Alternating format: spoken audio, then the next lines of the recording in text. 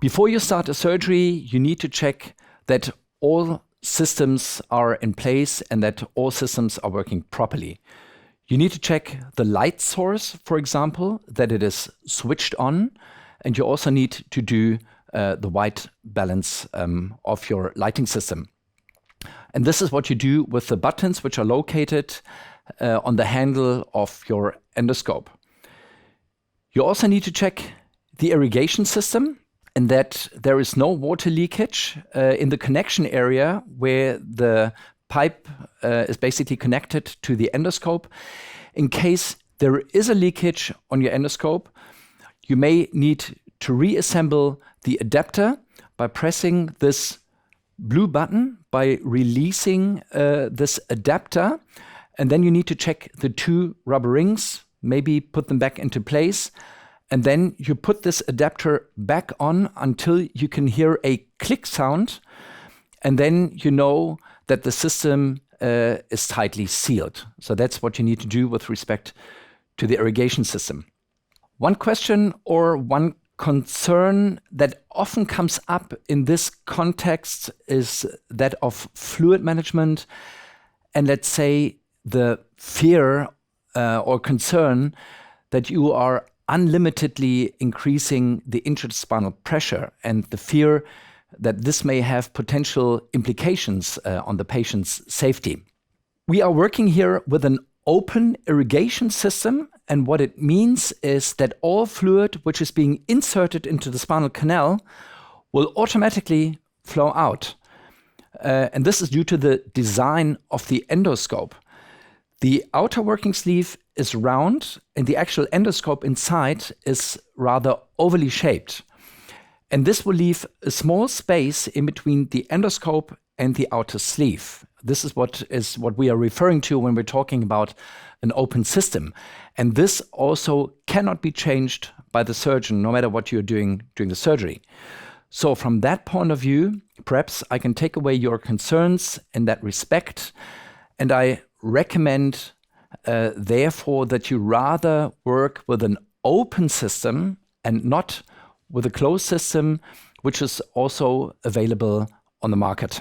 Next step, we need to check that the bipolar is working fine. The bipolar is placed by your feet, and you have one yellow pedal and one blue pedal. The yellow pedal is for cutting mode, and the blue pedal is for coagulation. Just for your information, we are working with a 4 megahertz radio frequency system, which is also for safety reasons and which enables us to work very close to the neurostructures because it only applies the heat very locally. Make sure that you don't confuse the left and the right pedal nevertheless, especially when you are working in very close proximity to the nerves, that you don't use the cutting mode because this will significantly increase the intensity of your current and maybe create too much of local heat.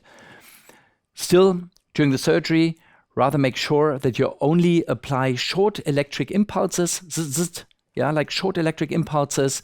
Don't apply continuous electricity for exactly that reason, for extended periods of time, as you might otherwise create too much local heat around the nerves. Finally, before the surgery, you also need to check that the high-speed burr works properly.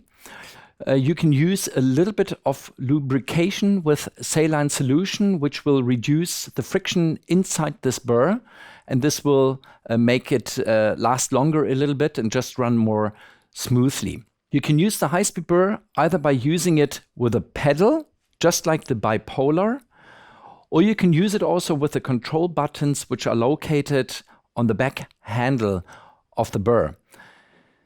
In the beginning, I would recommend that you use the pedals rather, as you can immediately take off your foot and therefore immediately stop the burr when you think that you have to by releasing the foot from this pedal, rather than having to look for the control buttons on the burr.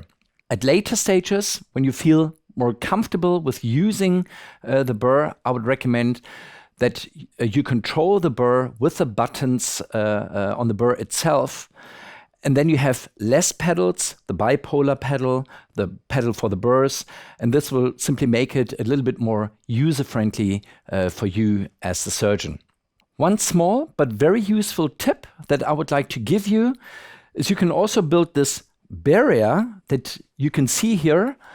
This building such a barrier will guide all of the irrigation, all of the water during the surgery just to one side into the collection bag, where you may leave the suction in place, and then you simply put in the suction on one side, and that will drain all of the irrigation fluid that you're using during the surgery.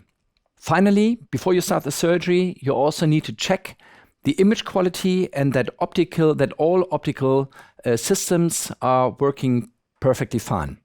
So you see, all in all, there is a lot of technical equipment that we need to take care of before and during our surgeries.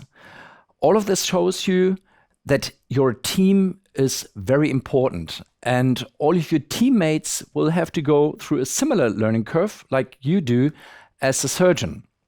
For example, you need to know how to assemble the bipolar. You need to know how to set up the imaging systems, how to get the irrigation system running, the pressure of the irrigation system, and so on and so on. So from this point of view, it's important that everybody on your team gets the same kind of teaching that you're getting. So perhaps send your teammates, your nurses, your assistants, send them over to us or any other center that has experience with working with endoscopic surgeries. You may perhaps also join some of our endoscopic courses, or you may get in touch with your local Revo spine team. And this will also take away a lot of your pressure and your excitement when you are doing your first surgeries, when you know you don't have to focus on all of this stuff because your teammates know how to take care of all of this. Finally, of course, we will do in all surgeries, we will do the WH timeout as a last and final safety check before we start our surgeries.